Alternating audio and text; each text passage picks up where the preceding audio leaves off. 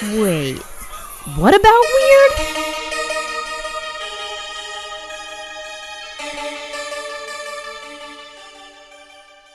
Hi, I'm Echo. And I'm Elena. And today on What About Weird, we're going to be talking about UFOs and the existence of alien life forms that are intelligent and that we can communicate with. Just our thoughts on extraterrestrials in general. And the UFO phenomena. And this isn't a really researched episode. This is just us discussing stuff, kind of getting our thoughts out there. At some point, we're probably going to do another episode on different things we talk about, just more in depth and properly researched. But right now, it's just a discussion episode. Where do we begin? There's so many talking points on this matter. Maybe just, what are your thoughts on UFOs? Like, do you think it's a whole bunch of hooey? If you were to say in one broad, sweeping sort of sentence what your general thoughts are, like, there's something behind this, but I'm not sure what, or I'm convinced it's aliens from, what would you say it's? I'm definitely, like, in the in-between space. Like, a believer, but also, like, a moderate skeptic, Like, I obviously believe in the existence of extraterrestrials, but I also don't believe that every single phenomenon we see is due to aliens. Obviously, there's a lot of weird government shit that we don't understand, not just with our government, but with other governments and, all of, like, the aircraft testing that they're doing. But, there's also quite a large possibility that we have extraterrestrial life in our universe and be a possibility that we've communicated with it. Yeah, I mean, it's kind of self-centered and naive to assume that we're the only thing in the universe. Our planet is the only habitated one in any form. So, like, I feel like a lot of people's issue with, UFOs and aliens and such is not necessarily the question of, is there other life in the universe? Because I'm sorry, but there's got to be at least bacteria on other planets, and bacteria is life. And I think to believe that we are the only life end stop is really incredibly goofy. I think the main point that gets people really caught up is whether or not there's intelligent life forms and whether or not they've developed advanced enough space travel to get here to Earth. And especially because there is evidence that there's obviously been UFOs, flying objects that are unidentified. We don't know what they are. That doesn't necessarily mean it's alien life form. Right. If there's a balloon in the sky and you're like, I don't know what that is, I can't identify it. UFO. So, but then there's also the argument there's so much we don't know. We don't even know what's in our forests, what's in our ocean. Like, I don't think there's so many animals we've recently discovered. Wasn't it like 3 years ago we discovered a new form of whale or something? Or the giant squid that used to be like a mythical creature, essentially, or a cryptid, but we know they exist now. So I think that's really interesting just to think about how much we're still discovering, and I don't think it's out of the realm of possibility that things like this could exist that we just don't understand yet. Yeah, no, I would agree with that. I think what scares some people, but also what draws some people to it, and with me, I'm kind of in both camps of, like, I'm scared, but I'm drawn to it, is the unknown factor of it. Like, I don't know what this is, where it's going, where it's coming from, but I want to know, and I'm fascinated by it. Right.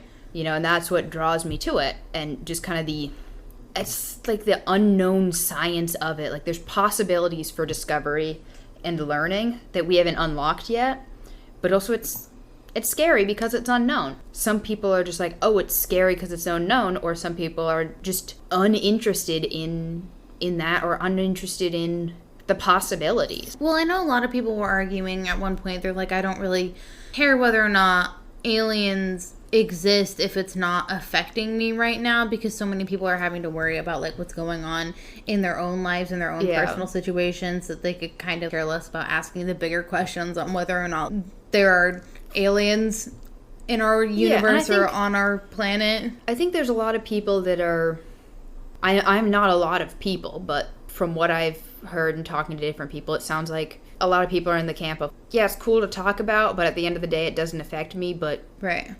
If an alien walks through my door and gives me a peanut butter sandwich, I'm mostly just going to be like, why are you in here? Yeah, there's that whole internet craze that went around where the government released that, I don't remember if they released that there were UFOs or that there were extraterrestrials. Oh, like, what was the wording there? Non-human biologics? Yeah, something like that. And then everyone cat- was like, we don't really care because we're having a hard time. Or the alien's gonna, like, pay our rent or, like, help us with healthcare. Also, a cat is a non-human biologic. Right. But if there's cats out there flying UFOs, I want to know about it. Yeah, me too. But also, yeah, at the end of the day, it's like, unless an alien's gonna pay my utility bills, I have my skepticisms, but I also have my beliefs, and at the end of the day, like, you and I are curious and want to know, and it's just fun. It's, even if this is a whole bunch of hooey, you know, and it's like, turns out we are the only ones on this earth, which I don't think, or in this universe, which I don't think is the case. It's just fun. Yeah. It's just fun to talk about. It's fun to think about, and it's fun to look at how different people react to this, even if it's, you know, like I said, fake or whatever. It's just, at the end of the day, it's just fun. Yeah. So what if you're like a conspiracy theorist or you believe in some weird shit? As long as it's not hurting anybody else, I don't think it matters. People are allowed to believe whatever they really want to believe. Obviously, if it's like a Heaven's Gate scenario, not great, okay? But shit, I was going to tell you about a comet that I know about. So we have AI technology now. How do you think that's going to affect credibility when it comes to UFO cases? Well, I think it's going to make provability harder, because for a long time it was, well, I saw this happen, and someone else can say that it happened as well, and there's no proof. You just have to choose to believe them or not. Then photography and film came around, and now it's like, well, where's your proof? We need proof. We need proof. But with the internet, you can start faking stuff, and with AI, things can be faked so easy. So we're going to go back to you're just going to have to believe me, or it's all fake. Yeah, that's like regressed in that way. Yeah. But it does worry me the extent to where a lot of people don't even question AI. Like, they just see stuff and they believe it. Oh, which yeah, like is with the super scary. The LA fires, you've seen the things of the Hollywood sign being on fire. Yeah, and which wasn't even on fire. It Yeah. was just all AI, from what I understood, you know, and how much stuff is it going to be like, oh no, I saw a picture of this, it's got to be true. Right. Or it could go either way. But I think it's not just with the UFO phenomenon, but with everything in general. It's going to just be either believe it or don't. Right. Which, I mean, people have always over-exaggerated things, but I do feel like tall it's only tales going have to been a get thing worse. since time immemorial. It's, a lot of people I have to see it to believe it, and with pictures, you can fake a picture and be like, well, I believe it now. Well, you can even fake videos now, which is crazy to me. I do love to see evidence, but now you can't look at a single thing With online and know that it's actually true unless you see it with your own eyes. Like, yeah, and then it doesn't even matter. then, you see it with your own eyes, who's going to believe you? Yeah. You know, you see something and someone's going to be like, where's your proof? And if you manage to catch proof of it, unedited, unadulterated proof, someone could be like, that's AI, that's faked, that's whatever. Right. And so I mean, now, people have been saying that since before, you know, household computers were a thing, and people could fake stuff then. So it was always kind of are you faking it? Is it real? But right. it just makes things so, I don't know, I feel like it muddies the waters so much more, because there used to be able to be ways you could tell if something was a double exposure, or, you know, try and make a model or find the model of something, like with the whole Travis Walton thing. Was that model real? Was it not? Right. You know, it did look, the pictures looked a lot like models, but I believe they had said that those, like, weren't double exposure, and they'd gone through the process of looking at the negatives and stuff like that. So there were ways, but now with, like, AI, you look at it and, like, the pictures, and there's probably a way that someone who's better with technology could figure out. And there's certain tells, but as things get better, you're just going to be like, Yeah, exactly. And do we even know, like, wasn't there some weird drones that showed up somewhere? New Jersey? Yeah, were those ever even explained? What happened with that? Yeah, we just forgot about it, we or were what? hiding them for a while, and they forgot about it, and, like, everybody was looking up in their skies being like, this is weird. This is kind of the way that things go. Like, with the UFO, like, disclosure stuff that happened, what, a year ago? 2 years ago? Something like that? Mm-hmm. Everyone's like, whoa, can you believe this? Can you believe this? And then a month later, everyone's like, what? Yeah. Like, that's how the news cycle is I swear. Something stays relevant for, at most, a couple of weeks, and then it's out. Everybody forgets about it. 3 years from now, nobody's going to remember. You know, the only thing that's going to be remembered is someone's video from New Jersey. Someone's, like, uncle in New Jersey filming the drones. That's the problem, is there aren't truly any, like, big cases in the news anymore. Because even if it's massive and blown up, how long is it really going to stay there? I really feel like there's not really such a thing as, like, making history anymore. Yeah, and it's, I don't know, I feel like a lot of this stuff has lost its charm and its fun. Mm-hmm. It's all, UFO stuff, it all now is like, you're either a crazy UFO cult person or you don't believe in the government, you're prepping for the apocalypse, and you're gonna raid the Capitol, raid Area 51. Like, there's no, like, my name's Jim Bob, I'm from Wisconsin, and I saw this alien. Most people are moderate, but the stories in the media aren't moderate anymore. Exactly. And so it makes both sides seem It has to be crazy. super big. It can't just be like, you don't hear about things of like, well, I was driving home from work one day and I saw these weird lights in the sky. Right. You don't hear about that stuff anymore because it's not sensational. It doesn't make the news. Yeah. Can't go very far with the modern stuff. So Right. what's some of the, like, of the older cases that you know about, what's some that you find interesting, or what are ones that, like,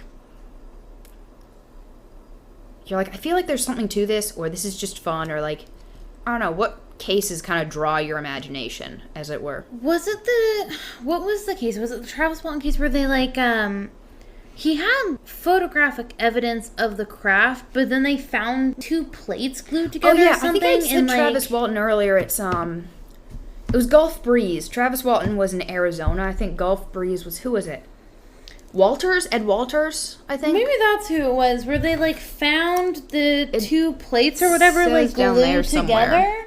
And it looked exactly like the pictures that he had.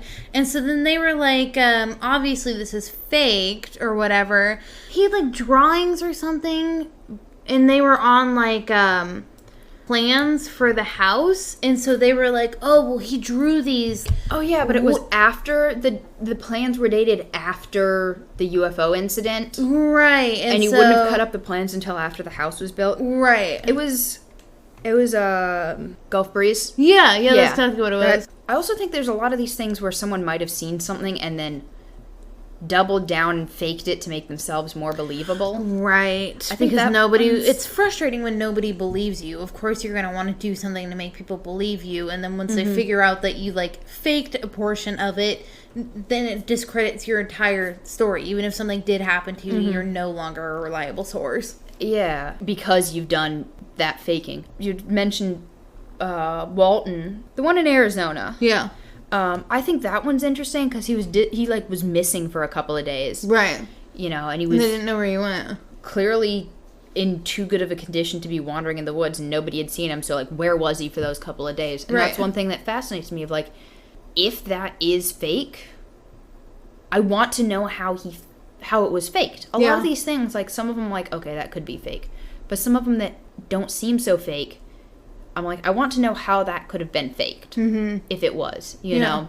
Well, and then also, how do you think we explain all these weird cattle mutilation things that are happening? Yeah, there's kind of, you don't hear about those too much, but it's a huge thing in, like, the 70s and stuff, and, like, I don't know, because there's certain things that can be explained with those, and this whole thing kind of, to me, it's like, I don't know if this is the case or not, but I feel like there's something to this, and I want to know, and I'd be fascinating if it's extraterrestrial or supernatural, but even if it's mundane, I'd be fascinated to know the answer. Yeah, like why it happens. I wouldn't be disappointed. Because it's always super bizarre. Like, it's not just something's eaten the cow. It's like surgical precision. There's a weird smell.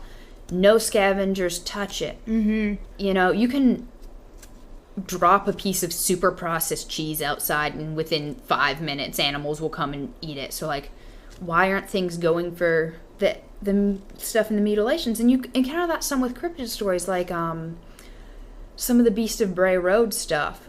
There were animals that someone had caught like the Beast of Bray Road munching on, and then no other animal would touch it.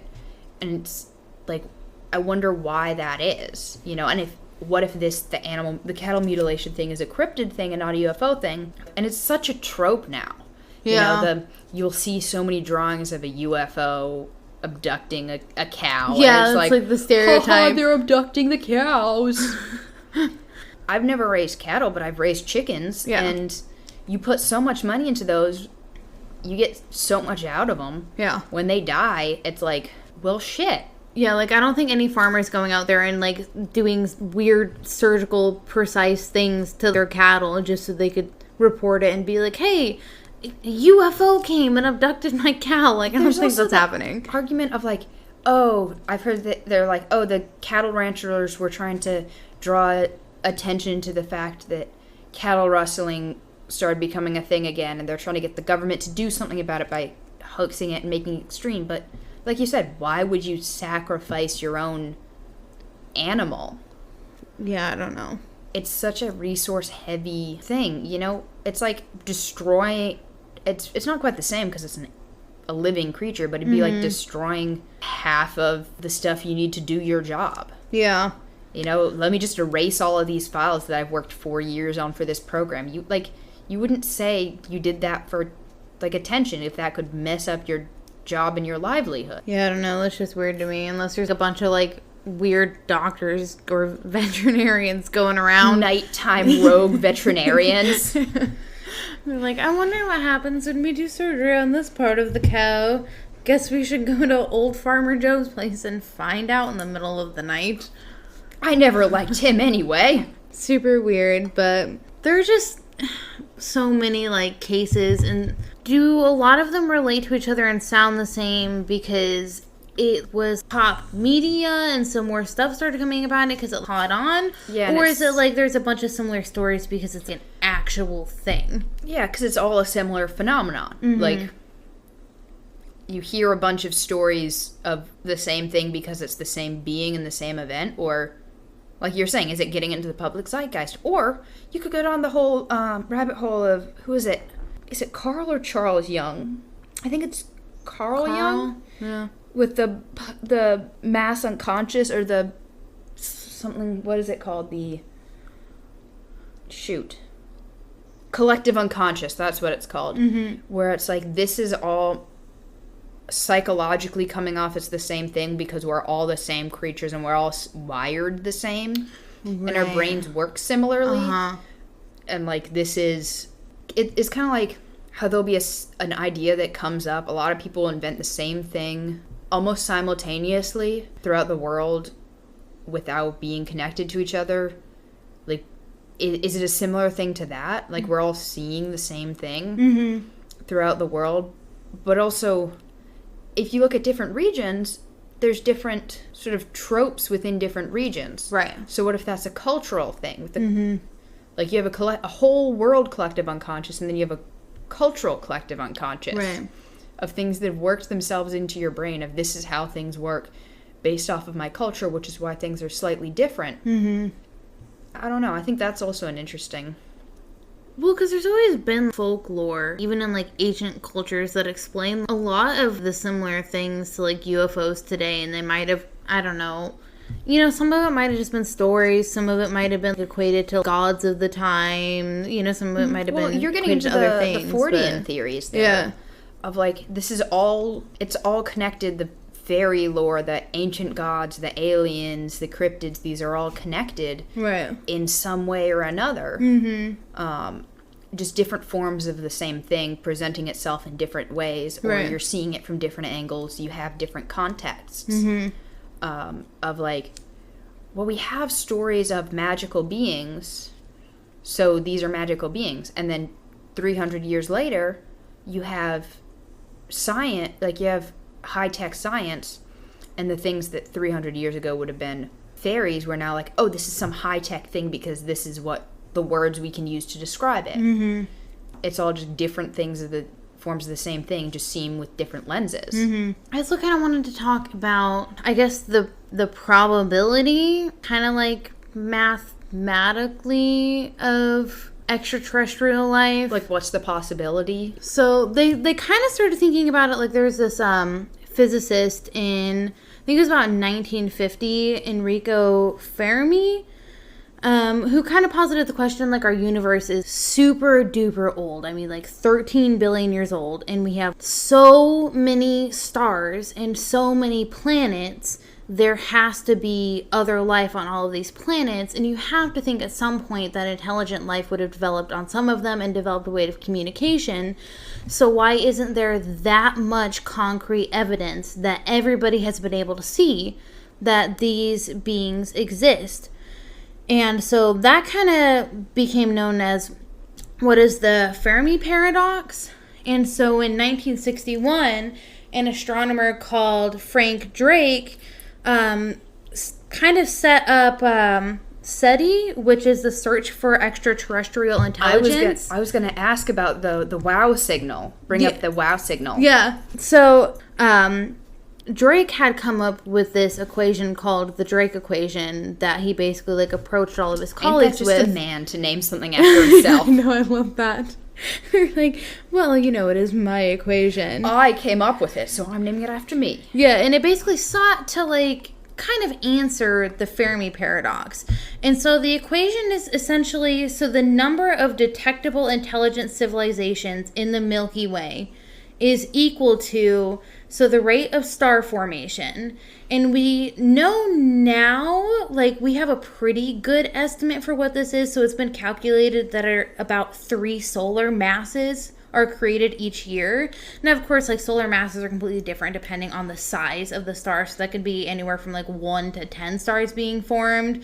But, like, our sun is, like, basically the average size that a sun would be. Mm-hmm. So that's, like, 3 of our suns. So we basically, let's say we can put, like, 3 in for that number. So it's the rate of star formation times the fraction of stars that have planets around them, which is a lot, times the number of planets capable of sustaining life. And these are called exoplanets, which we are pretty sure this number could be in the billions, like billions of planets that could sustain life. And we've even been discovering, like, tons lately in the Milky Way. And then it's times the fraction of those planets where life evolves, times the fraction of that life that develops intelligence, times the fraction of that life that develops detectable communication. And when we say detectable communication, we mean, like, along the electromagnetic spectrum. So we're talking about radio waves. And that's not even considering the fact that, you know, other intelligent life forms, there could be a million different other ways that they have created to communicate that's not radio waves, and that's possibly why we're not picking up on their other communications. And then it also depends on, like, the longevity of that communication. Yeah, wasn't that part of the issue that people had with the SETI thing of, like, well, we're going to specifically look for radio waves that fall in the same frequency as, was it hydrogen? Because that's the most common element. We're going to assume that other intelligent life would communicate with that, but we don't know if they're communicating in that rate, like, wave range in radio waves. And people are like, what if we're just missing stuff because it's not falling in this? What if they're not using the electromagnetic spectrum to communicate at all? Like, or what we if might not just be smart enough to understand other ways of communication. Yeah, or, like, also, what if they're communicating not in the wavelength of hydrogen? What if they're doing it in xenon or something? You know, we don't know. Maybe xenon's super popular on their planet. Right. I mean, like, I don't know. They might have, like, freaking telepathy at that point. Like, we don't know. We're doing stuff through sound, but what if they're communicating through smell? Yeah. And that's the thing. We could put educated guesses in for, like, any of these numbers, but the correct answer is we don't know definitively any number in that equation. We just have no idea. For all we know, like, if you want to be one of those people that's super optimistic about extraterrestrial life, you can go ahead and add that there are probably billions. Yeah, and you could throw into the account that maybe something, because just on this planet alone, there's so many creatures that need different things to live. There's, creatures that can survive in Arctic temperatures, and there's organisms that live in underwater volcanic sulfuric things. Like, what makes us think that it has to be exactly like our planet? Exactly. What makes them think that they're even, like we said, what if they communicate a different way? Or what if they're not even, we assume they're going to be carbon based and we're going to recognize it as how we recognize life. But what if it's like silica based? We wouldn't recognize it as life because it would be something we would recognize as inanimate or non-organic. Right, like when we think about life, we think about like RNA and DNA, but there is, a complete possibility that there are other forms of life and possibly even other forms of intelligent life that do not have the same biological backbones that we have here on our planet. I mean, in a completely different setting, I think it's, not out of the realm of possibility to consider the fact that life evolves in a completely different way. Another thing about, like, the Drake equation is if you thought that the possibility of any of those numbers was zero, then it just becomes zero. The possibility is zero because you multiply by zero, it's zero. And so if you're a skeptic, of course, you're always going to get the answer that you want from that equation. And until we know more information and we can insert better numbers into that, we're never really going to know. We're just making guesses. Yeah, but I mean, like I said before, it's fun, and there's so much to learn, and there's so much that, like, think how much we didn't know, 200 years ago, 100 years ago, 20 years ago. Think how much we didn't know then that we know now. That's like evolving, because so much stuff that was like, well, this is just guesswork, this is just a hypothesis, and now it's proven to be fact. And there's so much stuff we thought was real that wasn't. There's so much we're learning. It's like, it's just the pursuit of scientific endeavors for truth and facts and how the world works. Right. We don't know that whatever, like, other life forms out there on other planets need oxygen, breathe oxygen. We don't know that they need water. Like, there's oceans of liquid methane on other planets. We don't know if there's a life form that can exist on that. There's so much versatility in what things could be. Yeah. We assume, just as people, and from what media and Hollywood has showed us, is these are going to be humanoid, recognizable humanoid things. What if they're not? What if it's canid? What if it looks like a tree? We always assume that it's going to be humanoid. I mean, that makes sense to some extent of, like, humans are fascinated with primates because they're so similar to us. We're fascinated, like, people get fascinated with dogs because they show similar empathy to us. So it would make sense if there are extraterrestrials that are humanoid, that we're seeing them a bunch because they see themselves in us and want to, or see something similar and want to study us because of that similarity. Right. Like, that would make sense. But also, there's plenty of stuff we study that's nothing near how we are on Earth, that are carbon-based life forms that need oxygen, that we're like, let's study that because it's so different from us. Maybe they're not at all humanoid like us, and maybe they are humanoid, and that's why we think of them as humanoid, because all the stories you hear of, like, the alien greys, the like the Nordics, all those different types are all very humanoid, and maybe it's because we're similar to them and they're fascinated by us. Right. I don't know. We don't know. Another thing to posit is, so the universe is so old, but I think Earth specifically is only like 7 billion years old? Yeah, in the grand scheme of things, baby planet. And then the intelligent life is like, I mean, a blip in the universe. Is like a fraction of a second in probably the years that the universe has existed. And so, like, to think that our form of intelligent life has still evolved so late, there could have been, like, intelligent civilizations billions of years before us, and there could be ones forming right now.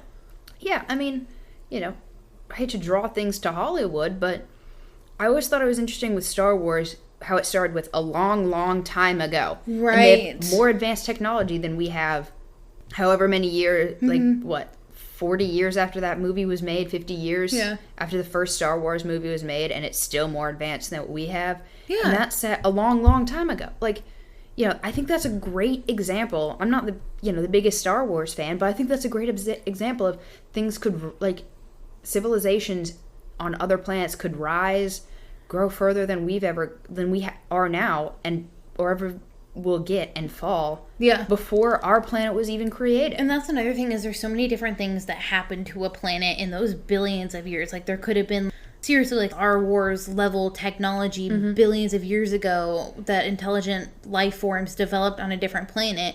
But there's solar radiation and your sun basically blowing up and getting sucked into a black hole, and comets and meteors and... Yeah, just think about how much stuff has happened on our planet in the brief time it's been around. Yeah. If you really want to get into conspiracies, go into the Cerulean hypothesis of previous more advanced civilizations existed on Earth before we ever knew, and it all got wiped and we don't have any evidence of it. And go down the Atlantis rabbit hole, which we don't have time to do all of that, but you could argue that as well. There's a good chance that there's so much stuff that existed that doesn't exist anymore, so much stuff that will exist after humans are kaput. Yeah, exactly, when we don't exist anymore. Who's there could be intelligent life forms that develop after we're dead and gone, millions or billions of years from now. Yeah, all this really gets will really get your head spinning and get you curled up in a little ball in the ground going, ah! Yeah, because you think about, the fact that we just, kind of don't know anything. We think we know a lot, but we kind of don't know anything. It's kind of outrageous. You've heard the truck stop planet theory, right? Or the backwater planet, where it's we're just a stop on the way, Right. Think how many people who don't live in, I don't know, pick a random small town, Logansport, Indiana. I don't know. How many people do you know who live I'm going to go to Logansport, Indiana? Nobody. But think how many people have passed through and stopped through that people don't remember, or people won't see. Right. It's just a stop on their way. If you're driving maybe you're flying across the universe, going from this big planet to that big planet. It's like going from New York to, Denver. You're going to stop in a little tiny spot for gas. Right. Briefly. It's, I don't know, there's that to be put out as well. And also it explains why so much weird shit goes on, because you know how much weird shit goes off at truck stops? It's so true. How many weird encounters happen, weird stories. You're I'm never gonna be here again. It's fine for me to walk around in my underwear outside of my hotel room. I was literally just thinking about specifically walking around with that underwear. That's so funny. Outside of a hotel room? Just near a truck stop in general. Oh, truck stops are liminal spaces and no one can change my mind. I think it really just, all comes down to, if you don't believe it, it's fine. If you do believe it, it's fine. But the truth of the matter is, either way, no one knows. Yeah.